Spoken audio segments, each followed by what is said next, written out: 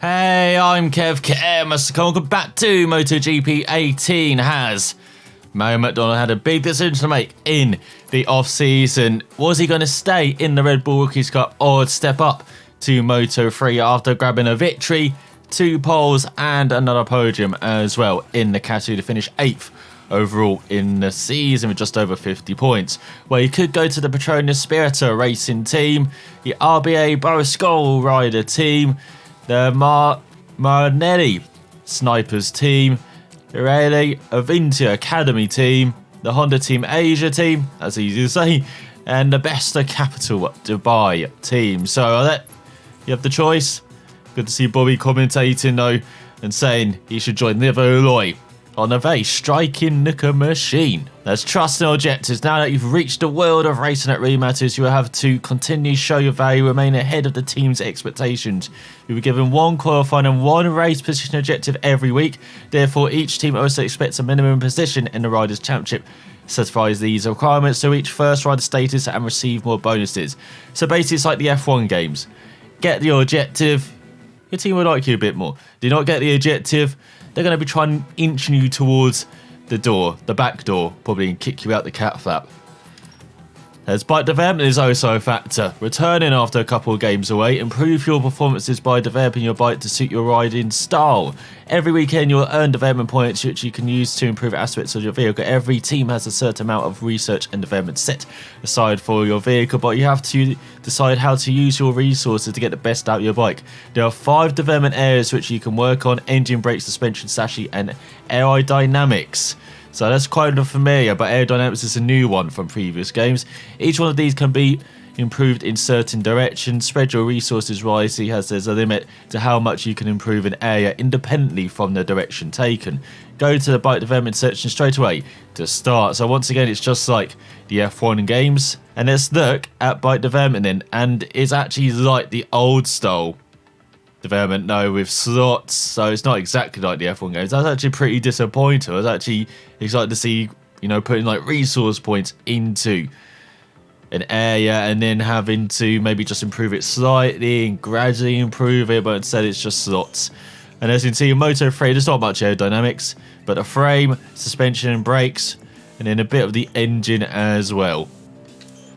And you can see you can choose a factor as well to develop. And looking at the screen, there you go, championship position 14, but we're aiming to get in the top 15. Race position 20th for the next race, qualifying position 22nd. So not high expectations because it's not the best bike on the grid as we look at our email. So bike development, describing it once again as our personal manager. First rider, now that you've made it into category, you know that every team has its own internal hierarchy.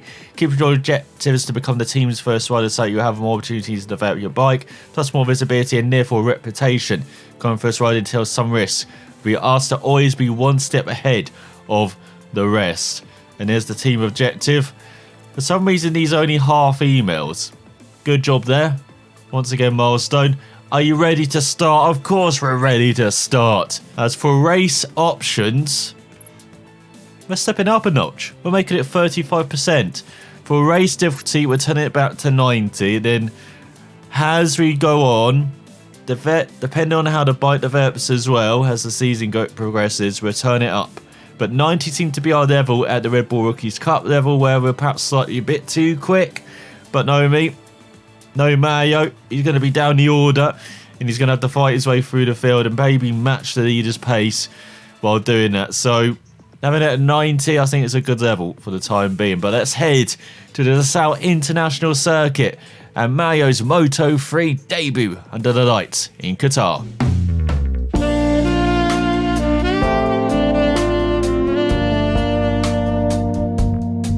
So here we are in the Avintia garage, a team you already recognise if you follow MotoGP, and we're in the academy, so if we do well, might go to Moto2, may even join the MotoGP team eventually. But let's look at the settings. So they're a bit different from the Red Bull Rookies Cup and a bit more open. We could only manage the suspension in the Red Bull Rookies Cup, but now we've got tyre compound. We can change the front and rears, the softs, mediums and hards. And good to see that a bit more independent, hopefully, the options, because in the past it's normally just been keep it to mediums, keep it to soft, or keep it to hard. So hopefully there's a bit of variety now. Then suspension, we're very familiar with this from the Red Bull's Rookie Cup. Then steering adjustment, so you can adjust the steering head inclination and the trail as well. Very familiar from previous MotoGP games. Gear ratio as well, as you would expect. Final drive's a bit different. I don't remember it having that kind of increments up to 10. But let's just reset that. Then the ECU, so engine braking and traction control system. I can finally turn it off. There we go, have it at 0. I might just need to save these settings. You can infill an engine brake by choosing from 3 settings. The engine control unit is the brain of the bike that controls the engine fuel flow in real time through an endless set of sensors.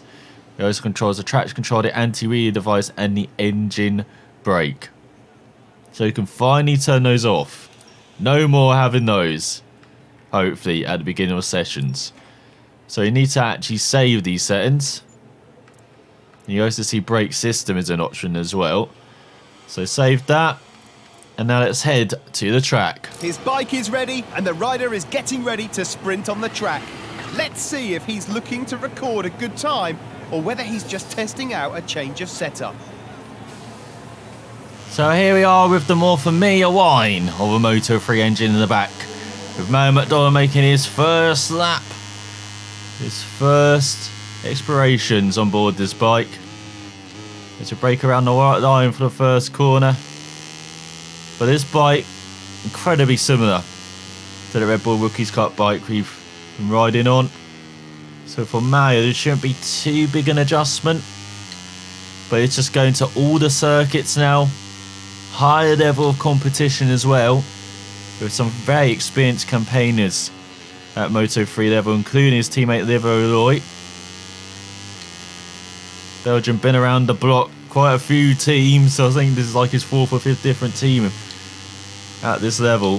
So for Mario, very good rider to learn from alongside him as he upbrakes himself into the left-hander. Very easy to do that. So we're going to have 3 laps in qualifying. You're going to see how hopefully you can just improve on each lap and get to a level where he's challenging at the top by the end of it. There's DJ Antonio. The Italian does a 206.8. Expect him to be battling right up there alongside the likes of Jorge Martin, Arnold Canet, Marco Bezzecchi from the KTM. And hopefully McDonald as well, as the season progresses, as he gets used to this level.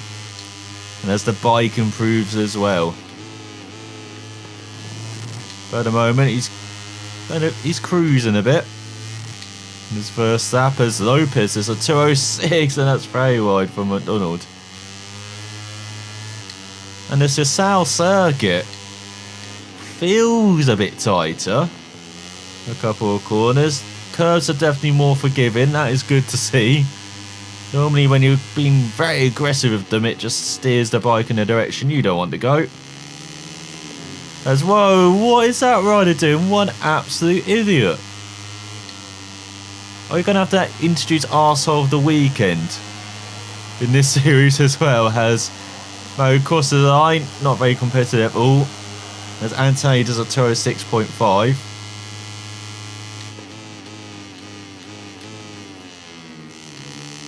And see lots of engine braking into the first corner. Let's describe a lap round here then as you're braking around the white line there, the pit line.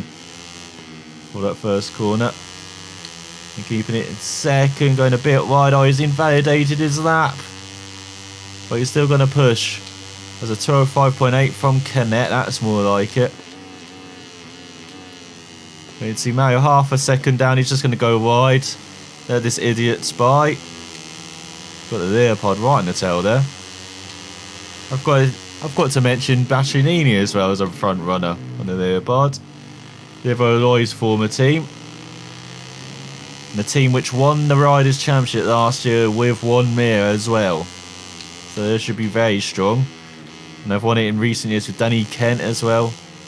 2 years ago he beat Miguel Olivier and Bastianini to that title. But for McDonald, it's going to take some getting used to this level because he's not got that good a bike. You know, he may look like low expectations to be around the top 20, but then he's not on one of the best bikes in the field. Loy, despite being very experienced, perhaps not the most talented rider in the field, or he's got the talent but hasn't kind of shown it so far. So he should help Mario get up to speed, but be extracting that speed, making him quick. Maybe Loy's not the best rider to have alongside. It's the Belgium. But I say he's very experienced, he's still around 20. It's incredible to think the ages now of riders. Or whatever. You look at the next generation of MotoGP riders, you got a few there. Marquez, perhaps the oldest off the lot, and he's only in his mid-20s. He's achieved so much. Despite racing for decades at Grand Prix level. Despite only being 24, 25 now, it is insane. And you see the likes of Maverick Vinales, who's just in his early 20s, Alex Rins, Juan Mir, who's stepping up now to MotoGP level next year. Absolutely incredible, the generation that's coming. And now the old guard, the riders around 30. The likes of the Jorge Lorenzos. Valentino Rossi's the outlier. He could continue riding until he's like 50. I swear, that guy's incredible, the fitness that Rossi has. And he's able to continue doing it year after year. Maybe not at the same level as his peak, but still incredibly competitive. And just as competitive as Vinales, who was seen as I said, part of this next class of aliens to take up the crown from the likes of Rossi, Pedrosa, Lorenzo, Alvaro Baptista a bit lower down the field. And then the Spargros as well, kind of in that middle tier. And Andrea Dovizioso, of course. We might be seeing one of that older guard going at the end of the season already. Danny Pedrosa got an announcement coming from Barcelona, which is rightly expected to be his retirement announcement, sadly. And I'm not ready for that. Totally not ready for that. He may not have been performing his best this year. I still think he's a very good rider though. And fully deserving to be on the Grand Prix motorcycle grid. Because on his day he can still match the best. Unfortunately his day is becoming less and less as the years go on and on. Same for Mario at this level. At the moment this is not a good qualifying lap again. It's a 209.5. That's 29th. This is his final go. Let's see if he can improve a bit. He's maybe just resting a bit too much between throttle and acceleration. Or throttle and brake, should I say. Because he's taking nice lines, perhaps just not pushing the bike enough. Again, engine braking. Maybe not using that to the maximum. And I don't just mean the electronic assist, I mean getting down the gears. Because you really got to rag the bike through the corners occasionally. Getting all the way down to first. Very rare to see that. But it's working. Go through the right. This is not bad, that 1.2 off. I know it might seem an age, but it's quicker. If he gets it down to first again. Braking feels just not there still. So all the laps we've done, it's just not quite there on these lower level bikes. Hopefully that improves as you go up the categories. So it's not the best line. Still a PB, 2 seconds off the pace, but messing up a bit, Mario. They're not very quick through the penultimate corner as head towards the final corner with his final lap.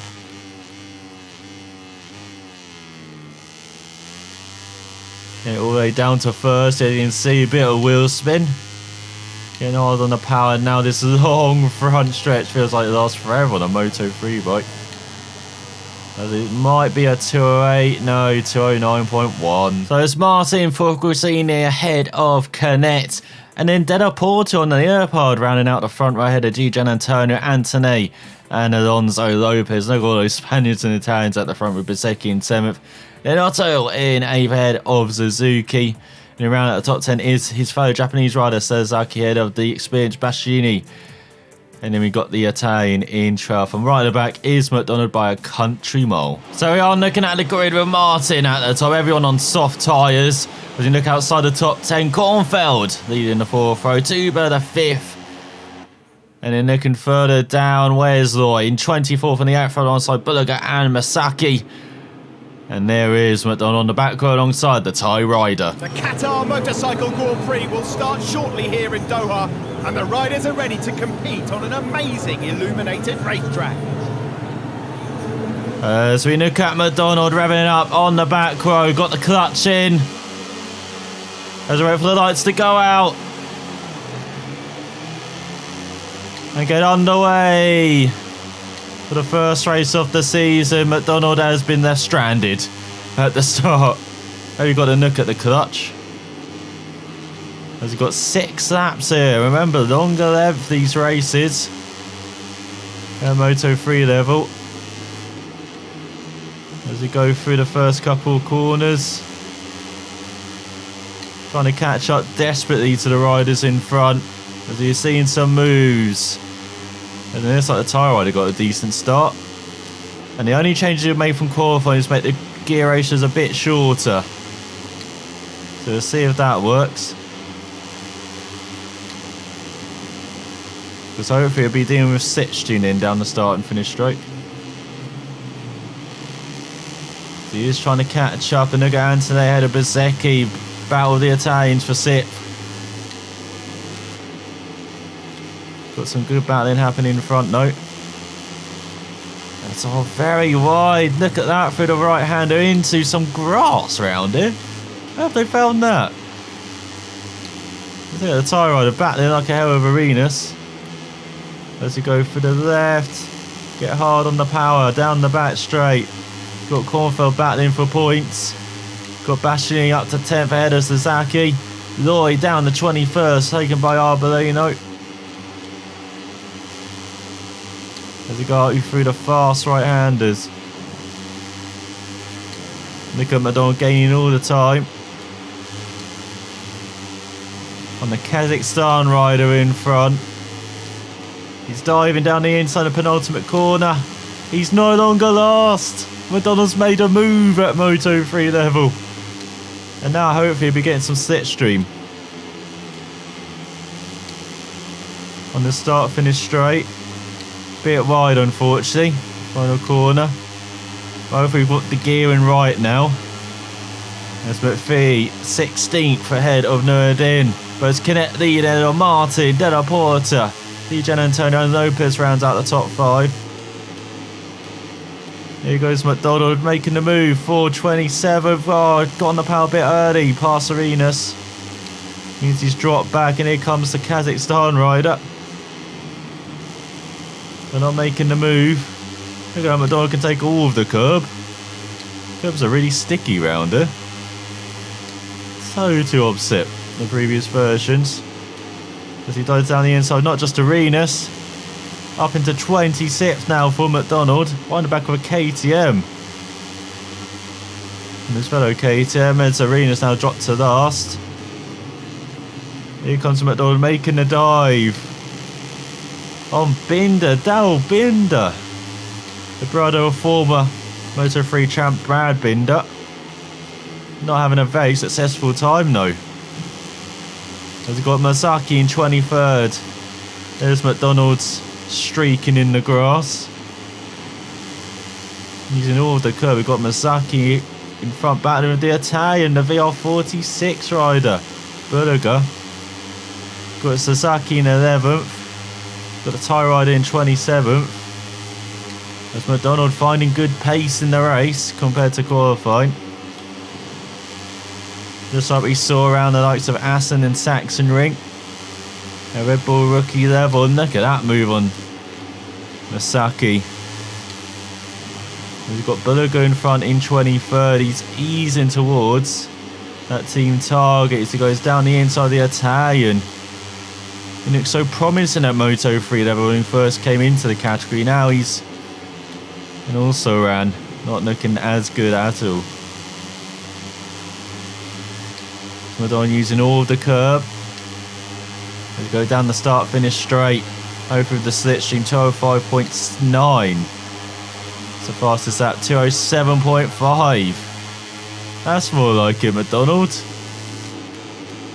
Why can't you do this in qualifying? Of course, slipstream is a big benefit, but doesn't account for all of that.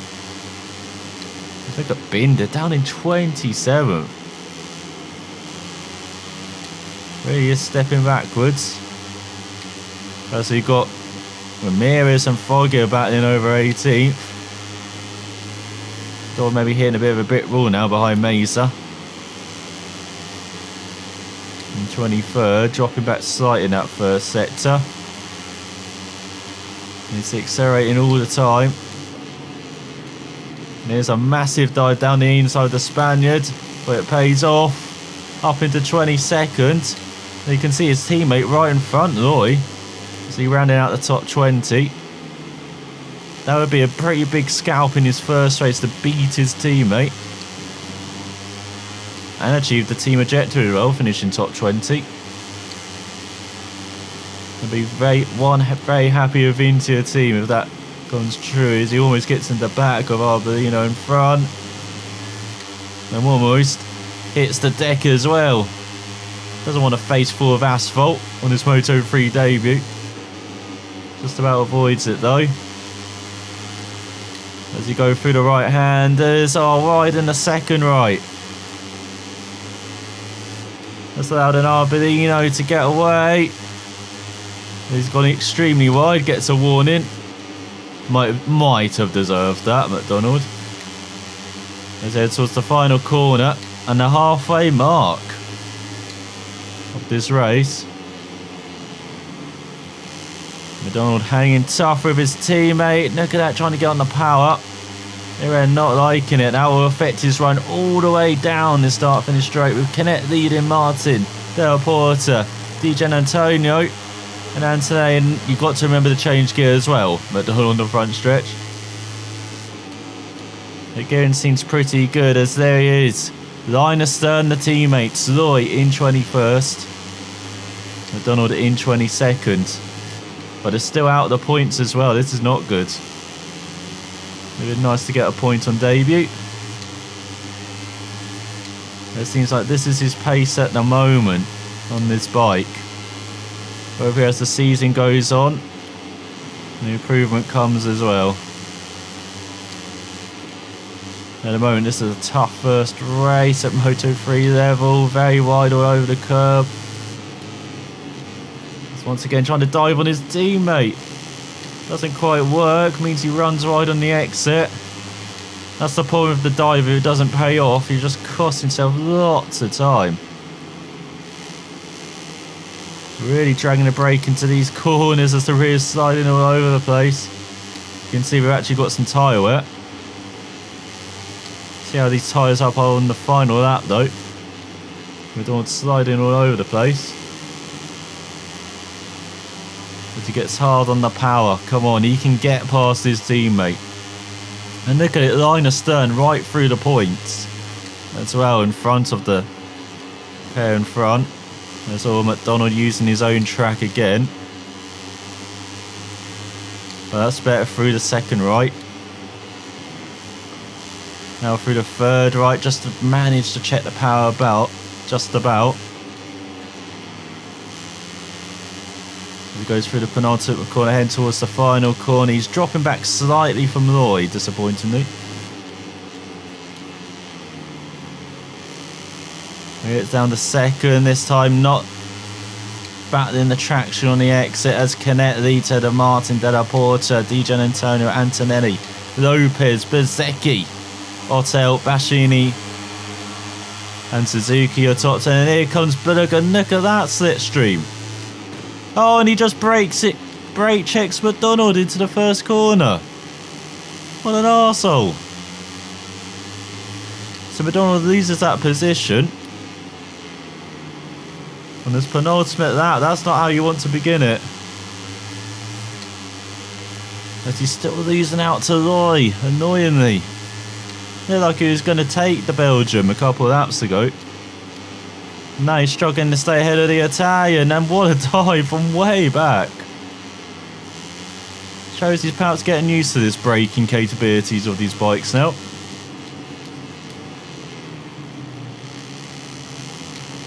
It's through the left-hander, that's better. Some of the curves here are a bit different. I mean, you really have to follow them, you can't ride them. Whoa, what was that from Bullock? I had to get on the power slightly early to avoid getting boned by the Italian. Luckily, he remains intact on his bike. Front's washing slightly once again, Bullock. Trying to get into the back of McDonald. Even though tyre wear's not too big an issue, you know, I feel that a bit. The front is washing slightly. Oh, we're just making it wash. You go through the fast right. He's 1.4 behind. Oh, he's just... There's a curve that you can't ride, and look at that. Destroyed him on the exit. Go through the penultimate corner. Can carry so much more speed through a couple of these corners, McDonald. He's a bit tentative at the moment. Seems to be on the limit brake-wise, though. Much more on the limit. Is there onto the start finish straight for the penultimate time. No changes in your top 10. McDonald slots into a 2.8.4. Here comes Bullock with the slipstream. Not making a move though into the first corner. Needs to go around it. Can he close his gap to Loy and maybe make a move on his teammate? That would be something to take home. His first race. He's struggling a bit to get on the power. That rear slippage. As he gets hard on it. Front tyre's not bad at all. It's just the rear tyre. You probably should have just got it down to third there. I didn't see that he's all out of shape through the whole of those right-handers. Thanks to mess up the first one. Goes a bit wide in the left. Here comes Bullock again. Trying to make a move. But not working out for the Italian. As he's got half of that to go. Again the rear just nosying out. That 2.3 behind Loy now. Just not working out in the second half of this race. Maybe tyres are an issue. Or just his riding. What is Bullock doing again? As Massena gets by. But now for McDonald, he's got some battling to do. Oh, as Bullock blocks him again. He's not going to be happy with the Italian after this race. Just been getting in the way all over the shot. Maybe cost his run at Loy and has cost him a position now to the Spaniard. Let's head towards the final corner. This first race of the season. It's not going to be points scored. It's not even going to be top 20. It's not going to be team objective. It's not beating Loy. Slightly disappointing in the end for McDonald. Does Will Bullock get by? Don't think he will. Look at almost a 2:10 on the final lap. Yeah, shake your head in shame. That second half of the race was dreadful after the first half. As he does get some recognition up to level 7. So Canet wins the first race of the season on the Estrella Galizia machine ahead of Grassini, of Martin and Leopard of Della Porta. And it's Di Giannantonio and Antonelli round out the top 5 ahead of Alonso Lopez. Very impressive from the Spaniard. With Bezzecchi, Otel and Baschini, with Suzuki round out the top 10 ahead of his fair Japanese rider Sasaki. Then you've got Magino, then Rodrigo, Kornfeld and Tuber grabbing the final point ahead of John McPhee by 0.7 of a second. Well, for McDonald, his fastest lap was up there with the point scorers and was faster than his teammate Loy by a few tenths. So that's encouraging. Just not a position. 23rd, 2 places behind Loy. As right at the back is the Kazakhstan rider. And in the Riders' Championship, it's how you would expect. And reputation gone down. No development points, but right position for management, lean angle, and brakes up to 46 is brakes management.